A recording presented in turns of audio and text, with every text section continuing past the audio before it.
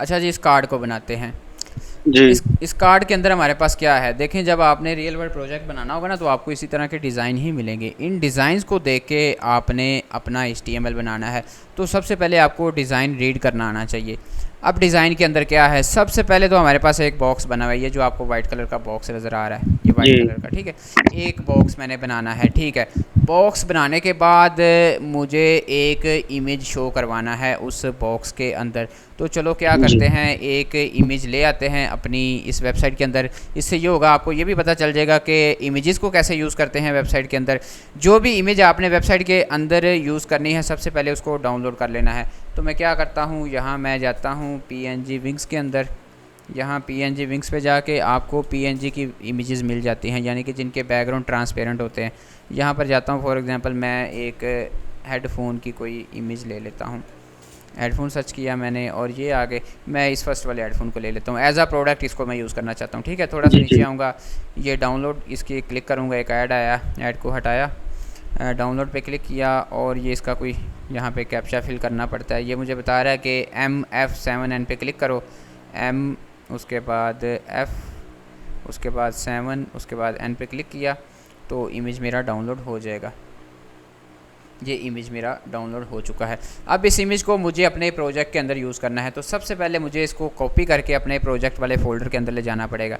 मैंने इसको कॉपी कर लिया। मैंने आपका प्रोजेक्ट रखा हुआ है F ड्राइव के अंदर, यहाँ पर मैं F ड्राइव में आया, सॉरी ये F ड्राइव में आया और यहाँ पर आके ये जून बैच के अंदर ये आपके नाम से ये फ्रंट एंड फोल्डर है, ये हमारा प्रोजेक्ट है। इस प्रोजेक्ट के अंदर हमें वो वाली इमेज लानी पड़ेगी जिस इमेज को हम यूज़ करना चाहते हैं। लेकिन इस जी। प्रोजेक्ट के अंदर कहाँ पर, आपने सोर्स फोल्डर के अंदर आना है, ठीक है। सोर्स से बाहर नहीं आपने इमेज रखनी। सोर्स फोल्डर के अंदर आके एक आपने यहाँ पर न्यू फोल्डर बना लेना है। इसका नाम आप कुछ भी रख सकते हैं, नॉर्मली हम इसका नाम एसेट्स रखते होते हैं। ये मैंने एसेट्स इसका नाम रख लिया और इस एसेट के अंदर मैंने अपनी इमेज पेस्ट कर दी, जो भी इमेज मैं यूज़ करना चाहता था यहाँ पे मैंने एसेट के अंदर पेस्ट कर दी। अब यहाँ पे मैं अगर सोर्स के अंदर जाता हूँ तो ये एक एसेट नाम का फोल्डर है, इसके अंदर मुझे ये इमेज मिल जाएगा, ठीक है। इमेज जी। मैंने एसेट फोल्डर के अंदर रख लिया है और इस इमेज को अब मैंने यूज़ करना है। यूज़ कहाँ करना है, ऐप के अंदर करना है। तो इस इमेज को मुझे ऐप के अंदर इंपोर्ट करना पड़ेगा, ठीक है। जब तक मैं एसेट फोल्डर में से ये इमेज निकाल के ऐप के अंदर नहीं लाऊंगा मैं इसको यूज़ नहीं कर पाऊंगा। तो यहाँ पर मैं आऊँगा, इसको इंपोर्ट करूँगा। कैसे इंपोर्ट कीवर्ड यूज़ करेंगे। इंपोर्ट की कीवर्ड किस लिए होता है, किसी भी फाइल को, किसी भी इमेज को इंपोर्ट करने के लिए, ठीक है। मैंने जी। इंपोर्ट कीवर्ड यूज़ किया, उसके बाद यहाँ पर मैं अपनी मर्ज़ी का कोई भी नाम दे सकता हूँ। फॉर एग्जांपल मैंने इस इमेज का नाम रख लिया, हेडफोन ही रख लेते हैं। ये मैंने इसको हेडफोन नाम दे दिया, ये मेरी इमेज का नाम है, ठीक है। उसके बाद कहाँ से इंपोर्ट करना चाहते हैं उसके लिए हम करते हैं फ्रॉम, यानी कि कहाँ से। फ्रॉम के बाद हमें उस फाइल का पाथ देना पड़ता है, जिस फोल्डर, जिस फाइल में से हम कोई प्रोडक्ट वगैरह अपनी इंपोर्ट करना चाहते हैं उसका पाथ देना पड़ता है। मुझे अपनी इमेज कहाँ से इंपोर्ट करनी है, मुझे इस एसेट फोल्डर में से इंपोर्ट करनी है, ठीक है। जी। अभी मैं कहाँ पर हूँ, मैं अपने इस SRC फोल्डर के अंदर हूँ और जो मेरा एसेट फोल्डर है वो भी SRC फोल्डर के अंदर है। तो मैं यहाँ पर अपने एसेट फोल्डर का पाथ दूंगा। पाथ देने के लिए आपने कोट्स देनी है, देन आपने देना है डॉट स्लैश। डॉट स्लैश आपका किसको प्रेजेंट करता है, फोल्डर को। जब मैंने डॉट स्लैश किया तो मेरे इस SRC फोल्डर के अंदर जितने भी फोल्डर होंगे वो आ जाएंगे। ये आ गया, एक मेरे पास एसेट फोल्डर आ गया। एसेट फोल्डर ओपन किया, जी। स्लैश दूंगा। एसेट फोल्डर के अंदर मुझे ये इमेज चाहिए, मैंने यहाँ पर स्लैश दे के इमेज ले ली, ठीक है। अब मेरी हेडफोन यहाँ पर आ चुका है।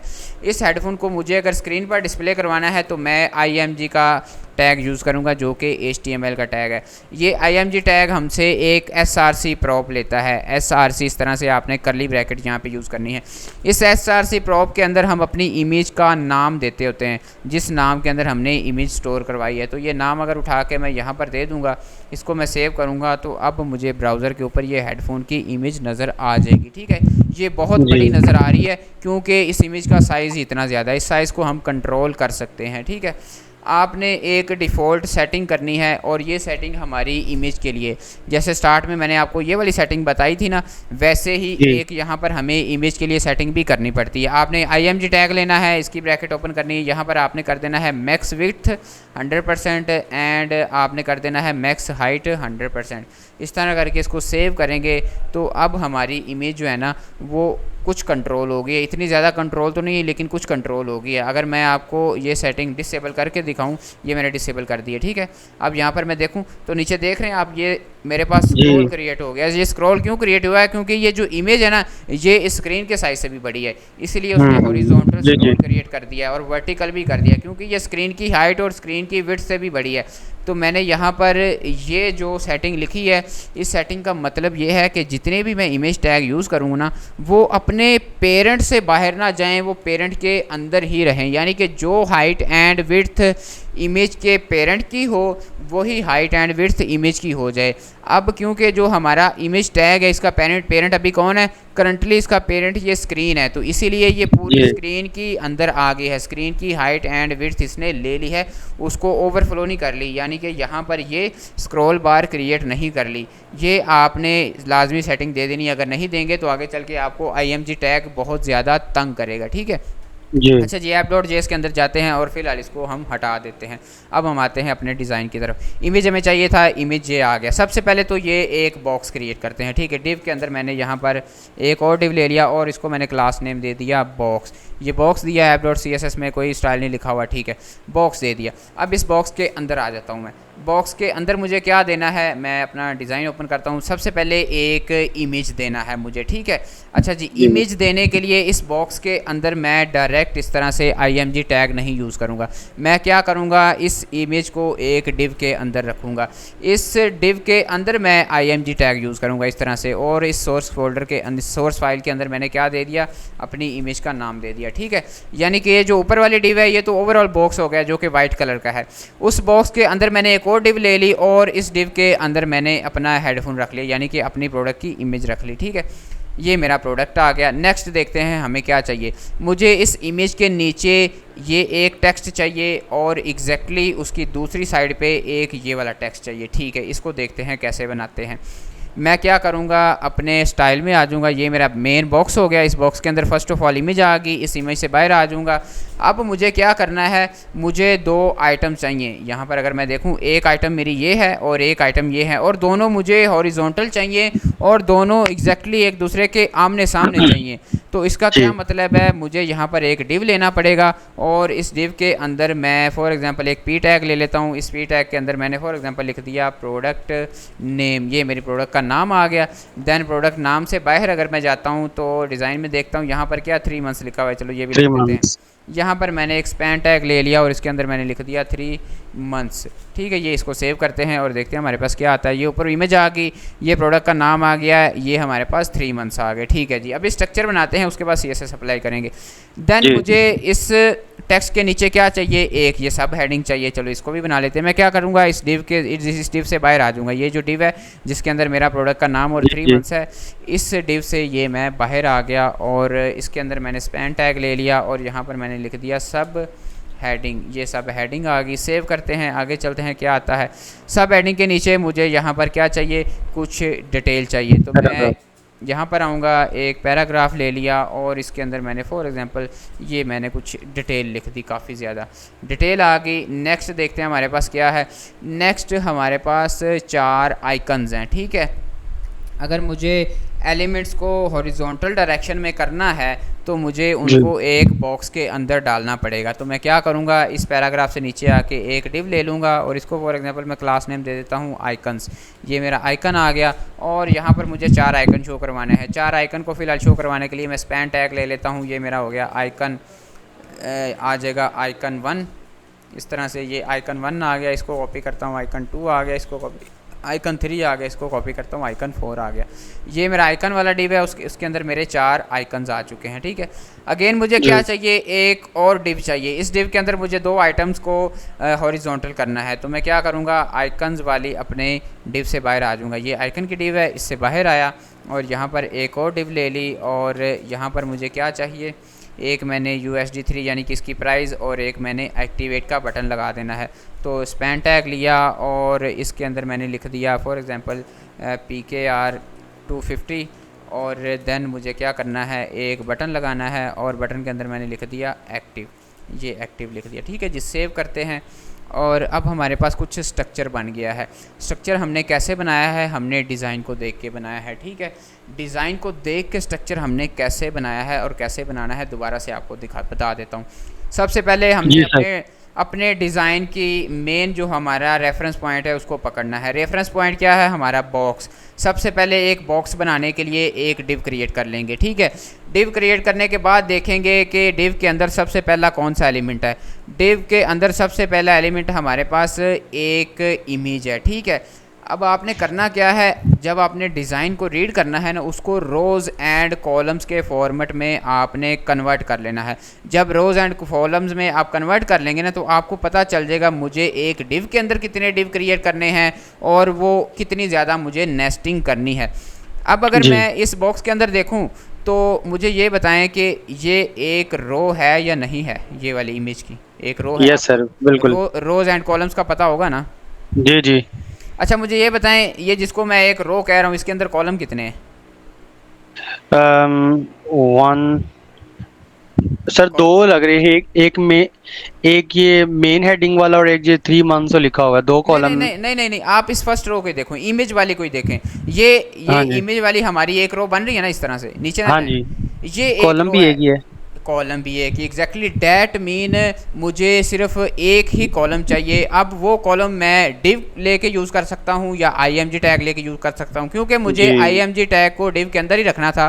तो जी। मैंने डिव क्रिएट किया और उस डिव के अंदर मैंने अपना आईएमजी टैग दे दिया, यानी कि मेरा एक कॉलम बन गया, ठीक है। अब जी। मैं नेक्स्ट जाता हूँ, नीचे आया तो यहाँ पर मुझे बताएं ये एक रो बन रही है, जी सर, रो एक। इसके अंदर कॉलम कितने हैं? कॉलम दो हैं। दो हैं। तो इसका क्या मतलब कि मुझे एक डिव क्रिएट करनी पड़ेगी। एक डिव क्रिएट करूंगा, डैट मीन मेरी एक रो रो। बन गई। अब उस रो के अंदर मुझे दो कॉलम क्रिएट करने हैं, तो उस डिव के अंदर यानी कि उस रो के अंदर मैं अपने दो कॉलम क्रिएट कर लूँगा। कॉलम कैसे? यानी कि एक पी टैग के अंदर मैंने अपनी हेडिंग दे दी और एक मैंने वहाँ पर बटन ले लिया। डैट मीन मेरी जी। एक जो रो थी उसके अंदर दो कॉलम क्रिएट हो गए, ठीक है। नीचे आता हूँ, नीचे मेरे पास ये एक रो बन रही है, जी सर, एक रो है। इसके अंदर कॉलम कितने हैं? एक ही है। एक ही कॉलम है। डैट मीन यहाँ पर मुझे डिव टैग यूज़ करने की ज़रूरत नहीं है। क्यों? क्योंकि मेरी रो के अंदर कॉलम ही एक है। तो मैं क्या करूँगा, इस सब हेडिंग को मैं ओपनली किसी पी टैग के अंदर, किसी स्पैन टैग के अंदर दे दूँगा। मुझे स्पेशली इसको डिव के अंदर डालने की ज़रूरत नहीं है, ठीक है। नीचे आता हूँ, नीचे भी मेरे पास एक डिव बन रही है, जी सॉरी सर, एक रो बन रही है और इस एक रो रो के बन अंदर रही भी कॉलम भी एक ही है। है, एक ही डैट है। मीन इस चीज़ को भी मुझे किसी डिव के अंदर डालने की ज़रूरत नहीं है, क्योंकि एक ही कॉलम है। तो इस कॉलम को हम्म। मैं ओपनली किसी पी टैग वगैरह के अंदर कर लूँगा। नीचे आता हूँ, मेरे पास एक रो बन रही है, बन रही जी है ना सर, ये एक ही है। वाली। एक इसके रो है, अंदर हाँ जी। कॉलम कितने हैं? कॉलम 4 हैं इसके अंदर। 4 कॉलम्स है। डैट मीन यहाँ पर मुझे एक डिव क्रिएट करना ही पड़ेगा। डिव नहीं हम्म। क्रिएट करूँगा तो उसके अंदर कॉलम भी क्रिएट नहीं होंगे। डिव क्रिएट किया, डैट मीन एक रो मेरी बन गई है। अब इस रो के अंदर अगर मुझे 4 कॉलम क्रिएट करने हैं तो मैं अपने 4 आइकन दे दूंगा, मेरे 4 कॉलम क्रिएट हो जाएंगे। सेम मैं नीचे जी। आता हूँ तो मेरे पास एक रो बन रही है, लेकिन इस रो के अंदर कॉलम कितने हैं? कॉलम 2 हैं। डैट मीन मुझे यहाँ पर डिव यूज़ करना ही पड़ेगा। ये जो मैंने टेक्निक्स आपको बताई है ना, इस टेक्निक को यूज़ करके आपको ये पता चलेगा कि क्या मुझे यहाँ पर डिव यूज़ करना है या नहीं यूज़ करना। बेसिकली डिव किस लिए होता है? डिव आपका कोई बॉक्स, कोई रो वगैरह क्रिएट करने के लिए होता है, ठीक है। अब जहाँ पर हम रो क्रिएट कर रहे हैं, डैट मीन वहाँ पर कॉलम भी क्रिएट होंगे। अब जैसा जी कि सर। ये रो थी और इसके अंदर कॉलम भी एक ही था, तो मैं क्या कर सकता था, यहाँ पे मैं डिव टैग का नहीं भी यूज़ कर सकता था। जैसे मैं यहाँ पर जाऊँ बिल्कुल। HTML के अंदर और ये ऊपर आप देख रहे हो, ये मैंने डिव टैग यूज़ किया है, लेकिन जी इस सर। डिव को हटा के मैं डायरेक्ट IMG टैग भी यूज़ कर सकता था। क्यों? क्योंकि कॉलम ही एक था, यहाँ पर मल्टीपल कॉलम नहीं है। लेकिन जब भी आपने इमेज टैग यूज़ करना है ना, इमेज टैग को बस आपने डिव के अंदर रखना है। ये चीज़ आपने यहाँ पर एज अ एक्सेप्शनल आपने यूज़ कर लेनी है। आगे चल के आपको बताऊँगा इमेज को हम डिव के अंदर क्यों रखते हैं, लेकिन अभी के लिए आपने इसको रख लेना है, ठीक है। नीचे आता हूँ, नीचे मुझे क्या चाहिए, डिज़ाइन को देखता हूँ। मुझे एक रो चाहिए, रो के अंदर 2 कॉलम चाहिए। डैट मीन यहाँ पर मुझे डिव टैग यूज़ करना ही करना पड़ेगा। तो मैं क्या करूँगा, ये मैंने डिव टैग यूज़ किया, डिव से एक रो बन गई, उस रो के अंदर मैंने अपने 2 कॉलम बना दिए, ठीक है। जी उससे सर। नीचे आता हूँ, नीचे मुझे एक रो चाहिए और उस रो के अंदर कॉलम एक ही है। इसका मतलब है मैं यहाँ पर डिव टैग का यूज़ नहीं करूँगा। क्यों? क्योंकि कॉलम एक है। तो जो भी मेरा कॉलम है उसको डायरेक्ट मैं उसी टैग के अंदर ही रख दूंगा। जैसे ये सब हेडिंग है, इसको मैंने स्पैन के अंदर रख दिया, यानी कि ये इटसेल्फ एक कॉलम बन गया, इसको डिव, इसको रो जी की ज़रूरत नहीं है। अगेन नीचे आता हूँ, नीचे क्या है, अगेन मेरे पास एक ही कॉलम है डिव के अंदर, रो के अंदर, तो डैट मीन यहाँ पर भी मुझे डिव क्रिएट करने की ज़रूरत नहीं है, मैंने डायरेक्ट ही कॉलम दे दिया। ठीक है, आगे चलता हूँ। आगे मेरे पास 4 कॉलम है एक डिव के अंदर, डैट मीन मुझे यहाँ पर डिव क्रिएट करना ही पड़ेगा। इसीलिए मैंने क्या किया है, एक डिव लिया है, डिव के अंदर मैंने 4 कॉलम क्रिएट कर लिए हैं। ठीक है, अगेन आगे देखते हैं हमारे पास क्या है, एक रो है, रो के अंदर 2 कॉलम है, इसका मतलब है मुझे एक डिव यहाँ पर क्रिएट करना ही पड़ेगा, डिव के बगैर मेरा गुजारा नहीं है। नीचे आया, मैंने डिव लिया, डिव के अंदर मैंने 2 कॉलम ले लिए। ठीक है जी, ये चीज़ हमारी इस तरह से बन गई है और ये हमारा स्ट्रक्चर बन चुका है। ठीक है, सबसे पहले क्या करते हैं, स्ट्रक्चर बनाने के बाद हम अपने स्ट्रक्चर की विड्थ को ज़रा कंट्रोल करते हैं। फॉर एग्जांपल इसकी विड्थ मैं कंसीडर कर लेता हूँ 400 पिक्सल, तो मैं अपने मेन बॉक्स की, ये जो बॉक्स है इसकी विड्थ को 400 पिक्सल कर दूँगा। app.css में गया, यहाँ पर गया और इसकी मैं विड्थ कर देता हूँ 400 पिक्सल। विड्थ 400 पिक्सल की ब्राउज़र ओपन करते हैं, 400 पिक्सल का हमारे पास बॉक्स एक बन चुका है। इसको एक बैकग्राउंड कलर अभी के लिए दे देते हैं। यहाँ पर गया, मैं इसको बैकग्राउंड कलर फॉर एग्जांपल मैं देता हूँ पिंक बैकग्राउंड कलर दे दिया, ये हमारा बॉक्स बन चुका है। ठीक है जी। अच्छा जी, अब आपने मुझे बताना है कि ये मेरा बॉक्स है वाइट कलर का, ये वाला नज़र आ रहा है ना आपको? जी सर। इस बॉक्स के इनर साइड कुछ स्पेस दी हुई है, टॉप से इधर, लेफ़्ट से इधर, राइट से इधर और बॉटम से भी इधर, यानी कि बॉक्स के अदर इनर साइड मुझे स्पेस क्रिएट करनी है, बॉक्स के अंदर स्पेस क्रिएट करने की बात कर रहा हूँ मैं। ठीक है, तो अगर आपने किसी एलिमेंट के इनर साइड स्पेस क्रिएट करनी है तो कौन सी प्रॉपर्टी यूज़ होती है? Padding sir. पैडिंग, यहाँ पर मैं दे देता हूँ पैडिंग 20 पिक्सल। पैडिंग 20 पिक्सल दी तो बॉक्स के इनर साइड मेरी स्पेस क्रिएट हो चुकी है। ठीक है जी, नेक्स्ट देखता हूँ मुझे क्या करना है। मुझे अपनी इमेज को एक बैकग्राउंड कलर देना है, फॉर एग्जांपल पर्पल कलर देना है। मैं क्या करूँगा, मेरी इमेज जिस डिव के अंदर है, ये मेरा डिव है, इसके अंदर इमेज है, तो मैं इस डिव को एक क्लास नेम दे देता हूँ। यहाँ पर क्लास नेम दे दिया मैंने बॉक्स अंडरस्कोर img, ये मैंने अपनी इमेज के बॉक्स को क्लास नेम दिया है। ठीक है, क्या करूँगा, इस बॉक्स को app.css में आया, सेलेक्ट किया और इसका बैकग्राउंड मैं कर देता हूँ पर्पल नहीं है, पता नहीं वो कौन सा कलर है, खैर उसको थोड़ा सा लाइट कर लेते हैं। इस तरह से किया और यहाँ पर आके देखता हूँ तो ये एक पर्पल कलर का बैकग्राउंड यहाँ पर क्रिएट हो गया है। ठीक है, नेक्स्ट देखता हूँ, मेरी जो इमेज है वो बिल्कुल बॉक्स के सेंटर में है। ठीक है, यहाँ पर देखता हूँ मेरे डिज़ाइन में क्या है, सेंटर में तो है लेकिन इधर लेफ़्ट एंड राइट साइड पे स्पेस नहीं है, तो स्पेस अगर लेफ़्ट राइट साइड पे क्लियर करनी है तो मैं यहाँ पर इसको पैडिंग दे दूँगा। फॉर एग्जांपल मैं देता हूँ इसको पैडिंग। अब पैडिंग कैसे देनी है, देखो टॉप टू बॉटम स्पेस नहीं है, टॉप टू बॉटम मेरी इमेज बिल्कुल साथ चिपकी हुई है, लेफ़्ट टू राइट स्पेस है, तो मैं पैडिंग सिर्फ लेफ़्ट एंड राइट दूंगा, टॉप एंड बॉटम नहीं दूंगा। यहाँ पर मैं डिफ़ाइन कर सकता हूँ कि मुझे लेफ़्ट राइट कितनी देनी है, टॉप टू बॉटम कितनी देनी है। ये फर्स्ट वैल्यू 0, यानी कि टॉप टू बॉटम मुझे 0 रखनी है। फर्स्ट वैल्यू आपकी टॉप टू बॉटम होती है, जो मेरी सेकंड वैल्यू है वो होगी लेफ़्ट टू राइट। मैं यहाँ पर left to right for example दे देता हूँ 40 पिक्सल। अब ये जो 40 पिक्सल है ये लेफ़्ट टू राइट अप्लाई होगी। ठीक है, कुछ इस तरह से करते हैं तो हमारी left to right space create हो गई है, टॉप टू बॉटम नहीं हुई। ठीक है, ये इस तरह से हमारा यहाँ पर इमेज बन चुका है। अगेन मुझे क्या कंट्रोल करना है, अगर मैं देखूं तो मेरा ये जो इमेज है इसकी थोड़ी सी मुझे हाइट भी कंट्रोल करनी है। मैं इसकी हाइट भी कंट्रोल कर सकता हूं। कैसे, मैं क्या करूंगा, अपने बॉक्स की हाइट कंट्रोल करूंगा। यहाँ पर आया, फॉर एग्जांपल मैंने इसको हाइट दे दी, इसको मैं हाइट दे देता हूँ 280 पिक्सल। 280 पिक्सल मैंने हाइट दी और यहाँ पर 280 पिक्सल देने से कोई फ़र्क नहीं पड़ा। इसको क्या करते हैं, 280 पिक्सल से ज़रा कम कर देते हैं, 200 पिक्सल कर देते हैं। सेव किया और ये कुछ इस तरह से मेरी हाइट कंट्रोल हो गई है। लेकिन अब हुआ क्या है कि ये जो मेरा इमेज है वो बिल्कुल बॉक्स के सेंटर में नहीं आया, वो बॉक्स के लेफ़्ट साइड पे चला गया है, बिल्कुल सेंटर में नहीं आया। अब अगर मुझे इमेज को बिल्कुल सेंटर में करना है तो मैं क्या करूँगा, यहाँ पर आके डिस्प्ले फ्लेक्स का यूज़ करूँगा। डिस्प्ले फ्लेक्स किया, डिस्प्ले फ्लेक्स करने से कुछ भी नहीं होगा। ठीक है, मुझे अपने एलिमेंट को सेंटर करना है। सेंटर करने के लिए क्या यूज़ करूँगा, मैं करूँगा जस्टिफाई कंटेंट। जस्टिफाई कंटेंट के अंदर एक प्रॉपर्टी आती है सेंटर। अगर आप सेंटर यहाँ पर देंगे तो आपका इमेज या जो भी आपका एलिमेंट होगा वो आपके बॉक्स के बिल्कुल सेंटर में चला जाएगा। ठीक है, कैसे, डिस्प्ले फ्लेक्स दिया, डिस्प्ले फ्लेक्स देने के बाद जस्टिफाई कंटेंट हमने कर दिया है centre. Justify centre. Content centre करने से हमारा एलिमेंट बिल्कुल सेंटर में आ गया है। अब ये जो पैडिंग दी हुई है ना, मैंने इसको भी हटा सकता हूँ, मुझे इस पैडिंग की ज़रूरत नहीं है। पैडिंग मैंने हटा दी क्योंकि एलिमेंट मेरा सेंटर में आ चुका है, तो मुझे पैडिंग देने जी की ज़रूरत नहीं है। ठीक है, अच्छा ये एलिमेंट सेंटर में आ चुका है। नेक्स्ट देखते हैं अपने डिज़ाइन को। ये जो मेरा डिज़ाइन है, इसका जो इमेज है, इसके ज़रा कॉर्नर थोड़े से स्मूथ हैं। तो अगर मुझे अपने इस बॉक्स के कॉर्नर स्मूथ करने हैं तो कौन सी प्रॉपर्टी यूज़ करूँगा? मैं अपने बॉक्स पे आके बॉर्डर रेडियस यूज़ करूँगा और यहाँ पर मैंने दे दिया 12 पिक्सल। 12 पिक्सल दे के सेव किया, कॉर्नर इसके स्मूथ हो चुके हैं। ठीक है जी, जी आगे चलते हैं। हमारा डिज़ाइन क्या कहता है? हमारा डिज़ाइन हमें कह रहा है जी, दो आपकी ये जो रो है जिसके अंदर दो एलिमेंट हैं, इस जी रो के दोनों कॉलम्स के दरमियान स्पेस होनी चाहिए। दोनों कॉलम्स एक एक कॉर्नर पे होना चाहिए, दूसरा दूसरे कॉर्नर पे।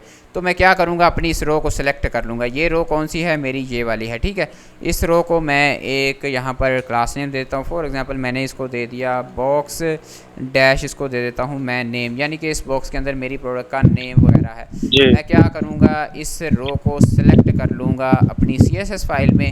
ये मैंने CSS फाइल सिलेक्ट कर ली। ठीक है, अभी देखते हैं करंट इसकी क्या सूरत हाल है। इस रो की करंट सूरत हाल ये है कि नाम ऊपर आ रहा है और बटन नीचे आ रहा है। मुझे इनको करना कैसे है? नाम एक जगह पे, बटन दूसरी जगह पे। मैं यहाँ पर क्या करूँगा, डिस्प्ले फ्लेक्स मैंने किया। डिस्प्ले फ्लेक्स करने से पहले जो मेरे वर्टिकल डायरेक्शन में थे, अब वो हॉरिजॉन्टल डायरेक्शन में हो गए। मुझे क्या जी करना है, एक को एक साइड पे रखना है, दूसरी को दूसरे साइड पे। तो मैं यहाँ पर आके क्या करूँगा, justify content and space between करूँगा। स्पेस बिटवीन करने से मेरा एक एक कॉर्नर पे चला गया है, दूसरा मेरा जी दूसरे कॉर्नर पे चला गया है। ठीक है जी, नेक्स्ट चलते हैं। नेक्स्ट हमारे पास क्या है? अभी ये जो वर्टिकल स्पेस आपको नज़र आ रही ना, ये वाली, ये जी वाली, ये वाली, इसको ना देखें, इसको बाद में हैंडल करेंगे। जी अगली सर ठीक। देखते हैं। अगला हमारे पास क्या है? सब हेडिंग है। ठीक है जी, सब हेडिंग हमारी कहाँ पर है? सब हेडिंग ये वाली है। लेकिन मुझे क्या करना है, इस सब हेडिंग का कलर चेंज करना है। इवन मुझे अपना ये बटन भी बनाना है। तो ये बटन सबसे पहले बना लेते हैं 3 मंथ्स वाला। मैं app.js के अंदर गया, ये मेरा 3 मंथ्स है। इसको फॉर एग्जांपल मैं यहाँ पर क्लास नेम दे देता हूँ और इसको मैंने दे दिया ड्यूरेशन, इसका क्लास नेम दे दिया। ठीक है, ड्यूरेशन को मैं CSS के अंदर आके सेलेक्ट कर लूँगा। मुझे ड्यूरेशन के साथ करना क्या है, मुझे इसको एक बैकग्राउंड कलर देना है। जैसे यहाँ जी पर बैकग्राउंड कलर है लाइट ब्लू, तो मैं यहाँ पर इसको बैकग्राउंड कलर दे देता हूँ। ये मैंने कर दिया ब्लू, सॉरी ब्लैक नहीं, ये इसको मैंने कर दिया ब्लू। और ब्लू को यहाँ से ड्रैग करके कुछ लाइट वर्जन ले आता हूँ। अब पता नहीं वो कौन सा अजीब सा कोई ब्लू है, इस तरह कर दिया मैंने। और ये यहाँ पर मेरा बहुत ही बुरा लग रहा है, ये कोई और ही ब्लू है। और ये मुझे कहाँ से मिलेगा? आई थिंक ये मुझे इधर से कहीं से मिलेगा, ये वाला। जी इसको सेव किया और चलो ये कुछ तो बेहतर हो गया है। जी नेक्स्ट जी मुझे क्या करना है, मुझे अपने इस बॉक्स के इनसाइड स्पेस क्रिएट करनी है। देख रहे हो आप, इनसाइड स्पेस है। जी सर। कैसे क्रिएट करूँगा? मैं यूज़ करूँगा पैडिंग का। यहाँ पर आया, मैंने दे दी पैडिंग, फॉर एग्जांपल मैंने दे दी 12 पिक्सल। 12 पिक्सल पैडिंग देने से मेरे बॉक्स के इनसाइड स्पेस क्रिएट हो गई है। मुझे क्या करना है, कॉर्नर को स्मूथ करना है। तो मैं क्या जी करूँगा, यहाँ पर बॉर्डर रेडियस यूज़ किया, 24 पिक्सल कर लेता हूँ। 24 पिक्सल से इस तरह हो गया है। लेकिन यहाँ पर क्या इशू है, आप देख रहे हो कि लेफ़्ट एंड राइट साइड पे ज़्यादा स्पेस है, टॉप एंड जी बॉटम स्पेस कम है। यानी कि पैडिंग लेफ़्ट राइट ज़्यादा है, टॉप टू बॉटम कम है। तो ये जो पैडिंग मैंने दी है ना 12 पिक्सल, ये मेरी चारों कॉर्नर पे अप्लाई हो रही है। मुझे जी करना क्या है, टॉप टू बॉटम मुझे फॉर एग्जांपल रखनी है 8 पिक्सल और लेफ़्ट राइट मुझे रखनी है 12 pixel. Second value left right apply होती है, first value top to bottom होती है। टॉप टू बॉटम कम रखनी है, लेफ़्ट राइट ज़्यादा रखनी है। इस तरह करने से जी ये बटन मेरा कुछ इस तरह से बन जाएगा। ठीक है, ये मेरा बटन बन चुका है। इवन मैं लेफ़्ट राइट थोड़ी सी और ज़्यादा कर सकता हूँ, टॉप टू बॉटम कम 6 पिक्सल कर दी और लेफ़्ट राइट मैंने 14 पिक्सल कर दी। इस तरह अच्छा करने से मेरा सर ये जब यहाँ पे मैं अक्सर ना कंफ्यूज हो जाता हूँ कि ये अब पैडिंग या मार्जिन हम दे रहे हैं ना, तो जी सम जी टाइम मुझे लग रहा होता है कि इसको ना विड्थ देनी है या हाइट देनी है। तो हाइट और विड्थ कहाँ देनी है और पैडिंग और मार्जिन कहाँ पे देखें, देना है? हाइट और विड्थ आपने बहुत ही कम यूज़ करनी है, बहुत ही कम। जी विड्थ आपकी वहाँ पर यूज़ होगी जहाँ पर आपने बॉक्स बनाना हो। जैसे ये मुझे पता था जी बॉक्स मैंने रखना है 400 पिक्सल का, तो मैंने इसकी 400 पिक्सल विड्थ दे दी। ठीक है, विड्थ और हाइट आपने बहुत कम यूज़ करनी है। इवन आप यहाँ पर जी देख रहे हैं, ये जो मेरा बॉक्स है ये वाला, अभी मैंने इसको हाइट नहीं दी। अगर मैं आपको जी दिखाऊँ, सर। तो ये वाला बॉक्स है, हमने जिस इसको विड्थ दी है। अब हाइट ये अपनी ऑटोमेटिक इंक्रीज़ करता जा रहा है, जैसे जैसे इसके अंदर कंटेंट आता जा रहा है ये हाइट ऑटोमेटिक इंक्रीज़ करता जा रहा है। लेकिन मुझे इसकी विड्थ फिक्स करनी थी, विड्थ मैंने दे दी है, ठीक है। और जो इस तरह की चीज़ें होती हैं ना छोटी मोटी, मैंने आपको जी। बताया है कि विड्थ आपने किसी बड़े बॉक्स वगैरह पे यूज़ करनी है।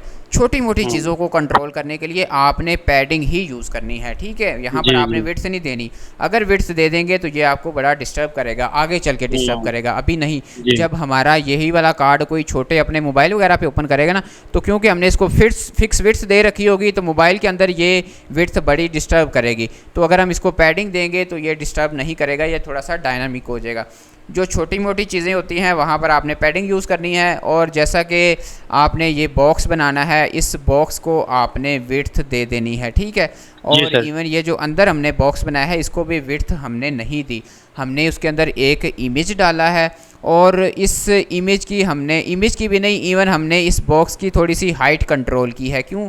क्योंकि यहाँ से मुझे थोड़ा सा हाइट लग रहा था कि हाइट मुझे थोड़ी सी कम देनी है। जब बेसिकली आपको डिज़ाइन मिलेगा ना, उस डिज़ाइन के अंदर आपको डिफ़ाइन किया गया होगा कि आपने इसकी हाइट कितनी रखनी है, इसकी विड्थ कितनी रखनी है, ठीक है। तो वहाँ से आप देख के हाइट एंड विड्थ यूज़ कर सकते हैं। लेकिन हाइट विड्थ यूज़ कहाँ पर होगी? जहाँ पर आप इमेज यूज़ कर रहे होंगे वहाँ पर हाइट विड्थ यूज़ होगी, जहाँ पर कोई बॉक्स बना रहे होंगे वहाँ पर हाइट विड्थ यूज़ होगी, ठीक है।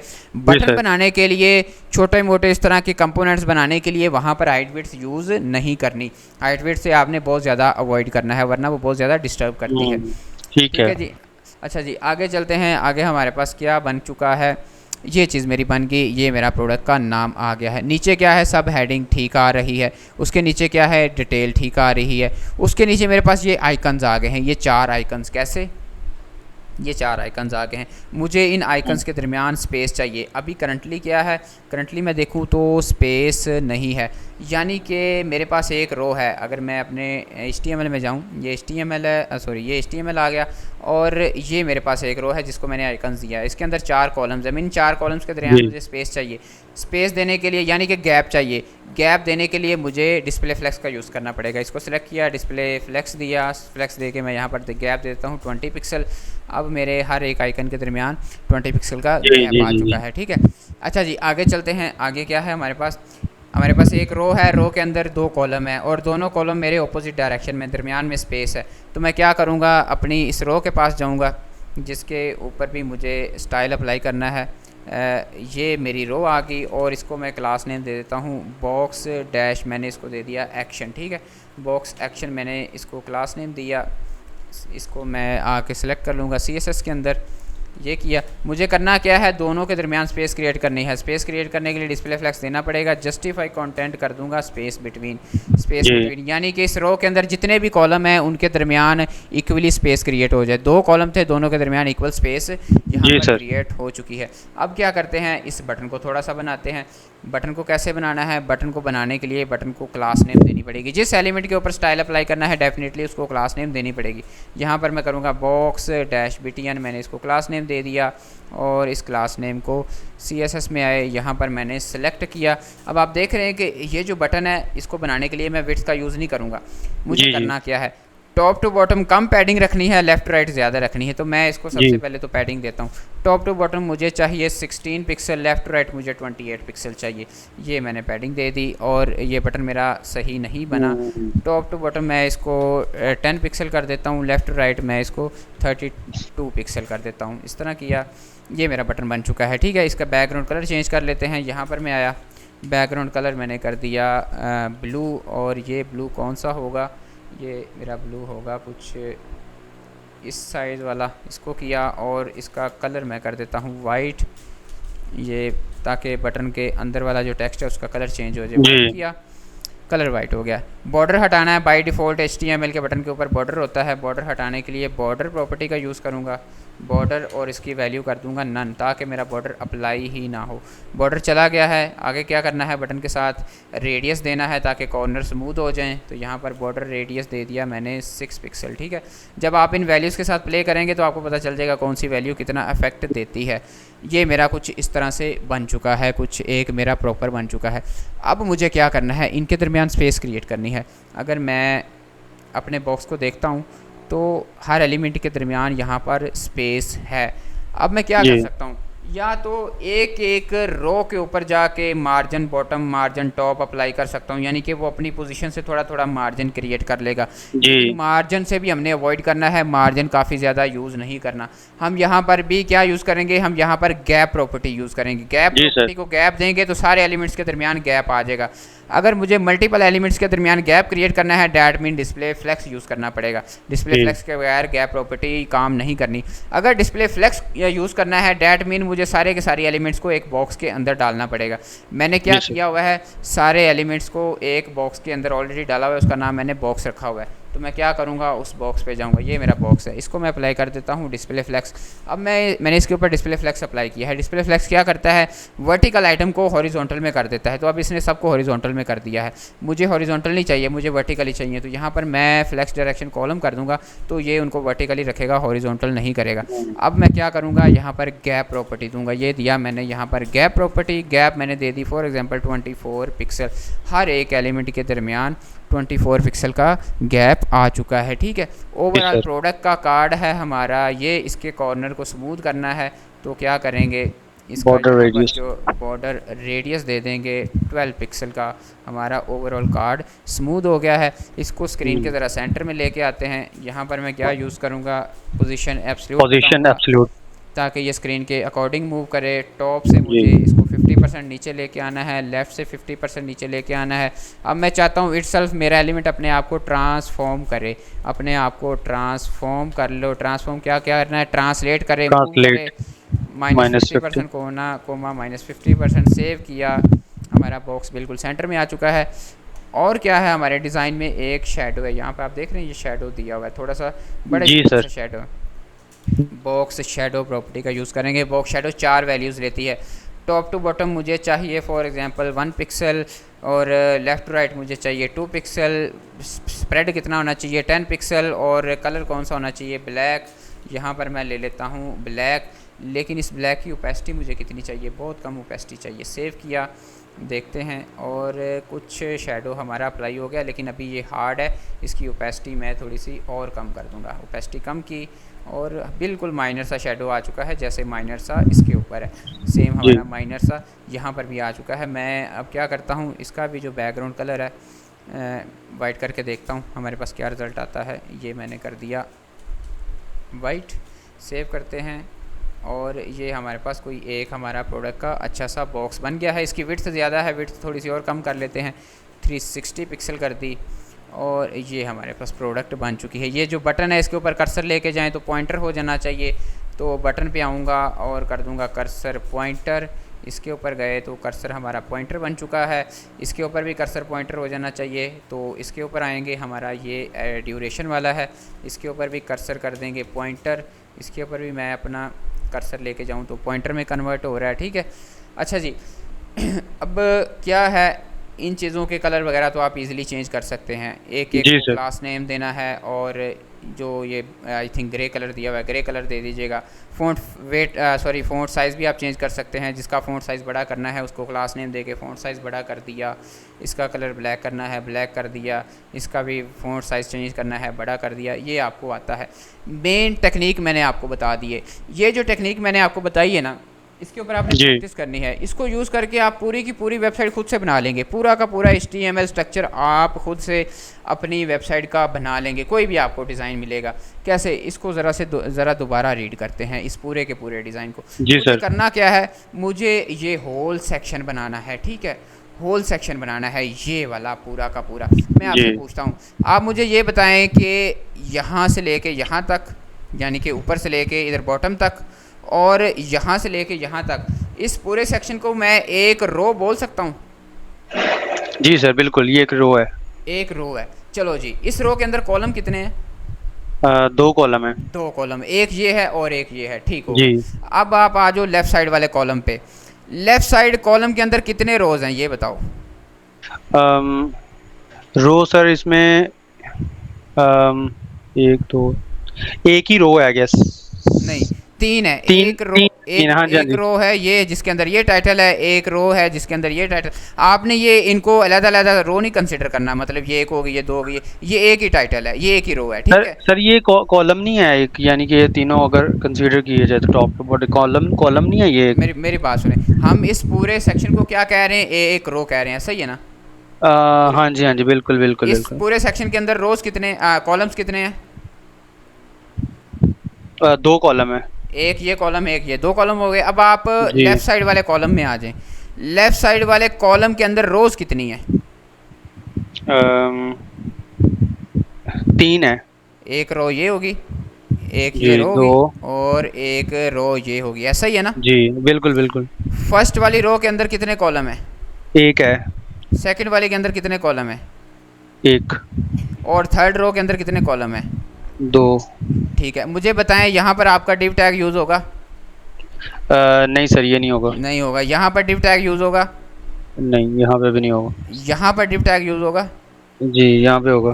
होगा, क्योंकि इस वाली रो के अंदर दो कॉलम है। हम्म। राइट साइड पे आ जाओ, राइट साइड वाले कॉलम के अंदर आ जाओ। राइट साइड वाले कॉलम के अंदर कितनी रोज हैं? एक ही रो है सर। इमेज है, इसका मतलब हाँ है जी। इमेज को मुझे डिव के अंदर रखना पड़ेगा, तो यहाँ पर जी मैं डिव यूज़ बिल्कुल। करूँगा और उसके अंदर अपना इमेज दे दूंगा।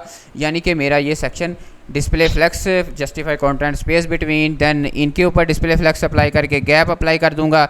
इस पूरे कॉलम के ऊपर डिस्प्ले फ्लेक्स जी। डायरेक्शन कॉलम करूँगा, गैप क्रिएट करूँगा, एलिमेंट्स के दरमियान गैप आ जाएगा।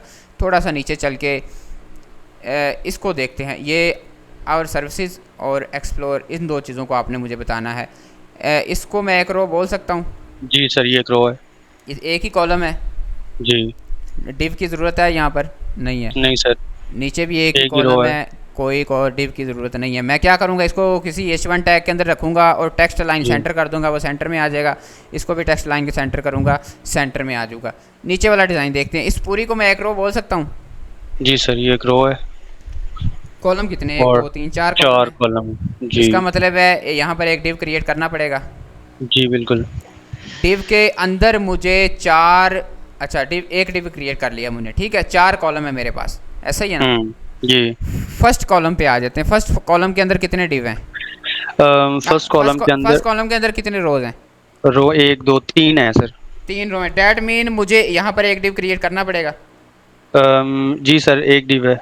और एक डिव उसके क्रिएट, अंदर जो है वो, मतलब यहाँ पे फिर सिंपल लिखेंगे, अंदर डिव नहीं करेंगे, अंदर सिंपल ही है डिव ना, नहीं क्योंकि क्रिएट है, एक। सेम हाँ। यहाँ पर भी डिव क्रिएट होगा, यहाँ पर भी होगा, यहाँ पर भी होगा, ठीक है। जी। तो एक रो होगी, एक रो के अंदर चार कॉलम होंगे, हर कॉलम के अंदर अगेन एक रो हो, एक सॉरी हमारी रो हो जाएगी, और सॉरी हर कॉलम के अंदर हमारे पास क्या आएगा, तीन हमारी रोज आएंगी, सिर्फ जी सर तीन बिल्कुल। हमारे, यानी कि तीन सिंपल एलिमेंट आएंगे, तीन डिव्स नहीं आएंगी। तो इस हम्म। टेक्निक को यूज़ करके आप अपनी पूरी की पूरी वेबसाइट बना सकते हैं। बस आपने थोड़ा सा फोकस रहना है कि मुझे कहाँ पर डिव यूज़ करनी है। डिव किस लिए होती है? डिव हमारा बॉक्स क्रिएट करने के लिए। और जी। बॉक्स किस लिए होता है? बॉक्स हमारा मल्टीपल आइटम्स को होल्ड करने के लिए होता है, ठीक है। अगर तो सिंगल आइटम है तो फिर बॉक्स बनाने की ज़रूरत नहीं है, फिर आप जी। उस आइटम को डायरेक्ट ही यूज़ करेंगे, उसको किसी डिव में डालने की ज़रूरत नहीं है। अगर मल्टीपल आइटम्स हैं तो फिर आप उसका बॉक्स बनाएंगे, ठीक है। जी सर। हाँ, ये जो प्रोडक्ट कार्ड मैंने बनाया है, आपने भी बनाना है इसी तरह का, और इन आइकन्स के ऊपर थोड़ा सा और स्टाइल वगैरह अप्लाई करके, बाकी स्टाइल तो आपको आता ही है, मेन मैंने आपको टेक्निक समझा दी है। आपने डिज़ाइन को रीड करना है, रोज़ कॉलम में डिवाइड करना है, आपको रीड करना जाना चाहिए कितने कॉलम हैं कितने रोज़ हैं। जब आपको ये पता चल जाएगा, आप इजीली किसी भी तरह का डिज़ाइन बना सकेंगे, आपके लिए कुछ मुश्किल होगा ही नहीं। देखो जो फ्रंट एंड होता है ना, इसमें सिर्फ जी सर। डिज़ाइन ही होता है, हमने डिज़ाइन ही बनाना होता है। डिज़ाइन बनाने की हमें टेक्निक आनी चाहिए, वही टेक्निक हमारी पूरे डिज़ाइन के ऊपर अप्लाई होती है। डिज़ाइन के अंदर थोड़ी सी नेस्टिंग होती है, नेस्टिंग के अंदर हमें थोड़ा सा पता करना चाहिए कि यहाँ पर कितने रोज़ हैं कितने कॉलम हैं। छोटे से छोटे डिज़ाइन को आपने रो से कॉलम में डिवाइड करते जाना, आपको फौरी पता चलता जाएगा, ठीक है। कुछ आगे और चीज़ें हैं जैसे कि वो हो गई डिस्प्ले ग्रिड वगैरह, वो आगे चल के थोड़ा सा पढ़ेंगे, लेकिन उससे पहले आपको रोज़ एंड कॉलम और ये टेक्निक का पता होना चाहिए था। ये मैंने आपको बता दिया, इसके ऊपर अच्छे से प्रैक्टिस करें। अगली क्लास में हम थोड़ा सा कुछ और एडवांस देखेंगे। सर इसमें बस एक चीज़ है, जब रिस्पॉन्सिवनेस जब ख़राब हो जाती है उसमें वो आगे, जैसे वो हम लगाते थे HTML के अंदर मीडिया क्वेरी वगैरह, तो जी जी, ऐसा मीडिया क्वेरी समझेंगे, अभी तो हम उन पे नहीं गए। अभी रिस्पॉन्सिव तो हमने किया ही नहीं है अभी अच्छा तो सर, फिलहाल। मुझे ना एक चीज़ ये है कि जैसे अभी हम रिएक्ट पे सारा काम कर रहे हैं, तो ये सारा काम तो हम HTML CSS सिंपल में भी करते थे ना। तो करते थे। अभी तक ना मुझे वो रिएक्ट का ना फ़र्क नहीं पता चल रहा कि मतलब कि इसका मतलब यूज़ हमने किया तो है, लेकिन अभी ऐसा अभी सारा। अब अभी हमने ना बेसिकली रिएक्ट यूज़ ही नहीं किया। ओके। अभी हम क्या ठीक कर रहे है। हैं, अभी हम HTML और CSS यूज़ कर रहे हैं, रिएक्ट जी हम जी। यूज़ ही नहीं कर रहे। अभी रिएक्ट का कोई हम्म। फीचर नहीं हमने यूज़ किया। यहाँ पर बेसिकली हमने रिएक्ट के फीचर यूज़ हम्म। करने हैं रिटर्न से पहले, लेकिन अभी किए ही नहीं है। मैंने आपको अच्छा फर्स्ट अच्छा अच्छा। क्लास में एक रिएक्ट और HTML के बारे में डिफरेंस बताया था। वो क्या था कि हमने वो एक छोटा सा प्रोग्राम क्रिएट किया था बटन के ऊपर क्लिक करने से। हाँ जी तो सर, आपको बिल्कुल। याद होगा ना, कंसोल में क्लिक लिखा आ रहा था। और हम्म। अगर वो मैं HTML को यूज़ करके कर रहा था तो मुझे काफ़ी ज़्यादा कोड लिखना पड़ रहा था। वही काम मैंने रिएक्ट को यूज़ करके किया था तो वो एक लाइन के अंदर हो गया था। ठीक है। तो रिएक्ट हमारा बेसिकली हमारा जो कोर लॉजिक होता है ना, जिसको बिजनेस लॉजिक बोलते हैं, जो हमारे लॉजिक्स होते हैं उनके जी। कोड को ज़रा कम कर देता है, ऑप्टिमाइज़ कर देता है। अगर वही लॉजिक हम्म। वही प्रोग्राम मुझे HTML में बनाना पड़े ना, तो मुझे काफ़ी ज़्यादा कोड लिखना पड़ता है। ठीक है। तो अभी तक हमने रिएक्ट बेसिकली स्टार्ट ही नहीं किया। अभी तो हम जी जी अपना जी। HTML CSS क्लियर कर रहे हैं और अपने डिज़ाइन को रीडिंग शेडिंग की टेक्निक्स बना रहे हैं। ठीक है। HTML और सॉरी रिएक्ट स्टार्ट करेंगे तो फिर आपको बहुत ज़्यादा फ़र्क पता चलेगा HTML और CS रिएक्ट के दरमियान। बाकी ये है कि आज के लेक्चर के बाद से मुझे लग रहा है कि मैं पूरी वेबसाइट खुद क्रिएट कर सकता हूँ, क्योंकि मैंने अभी भी हाँ 3 लेक्चर सुने हैं ना। जी उसमें जी। मैंने मतलब बिल्कुल सारे खुद ही क्रिएट किए हैं, जितने भी डिज़ाइन क्रिएट किए हैं ना। हाँ तो तो बेहतर है, इंशाल्लाह। आप खुद से जो करेंगे हम्म। ना तो आपको जो है ना काफ़ी अच्छी समझ आएगी। जी जी। चलें, मैं आपको लेक्चर भेज देता हूँ तो आप जो है ना इसकी फिर करें प्रैक्टिस। जी ठीक है सर, बहुत शुक्रिया sir, thank you very much.